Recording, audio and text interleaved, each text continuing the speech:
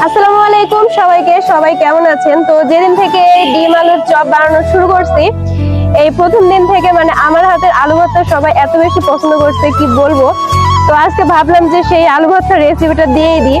এমন আহামরি কিছুই ব্যবহার করি না আলু ভর্তায়, শুধুমাত্র এমনিতে তো বাসায় আলু ভর্তা করলে পেঁয়াজ মরিচ তারপরে সরিষার তেল দিয়ে ভর্তা করা হয়, কিন্তু এটা যেহেতু দোকানে দেওয়া হয় চপ হয়, সেহেতু এখানে কোনো রকম পেঁয়াজও ব্যবহার করি না। শুধুমাত্র শুকনা মরিচ আর হচ্ছে লবণ দিয়ে আর সরিষার তেল দিয়ে ভর্তা করি। তো সবাই এই আলু ভর্তাটা এত বেশি পছন্দ করে কি বলবো। সবাই শুধু লাস্টে মানে আমার আলু ভর্তারই প্রশংসা করে। আমি যদি ডিম ছাড়াও এই চপটা বানাই বা বানানোর চেষ্টা করি, তাও আমার বিশ্বাস যে এই চপটা আরো বেশি বিক্রি হবে। এমনিতেও সবার মানে এত বেশি হয়েছে। আজকে আবার হচ্ছে প্রায় 110টার মতো হবে, কালকে 80টা ছিল, আজকে প্রায় 110টার মতো হবে আজকে এরকম ইয়ে।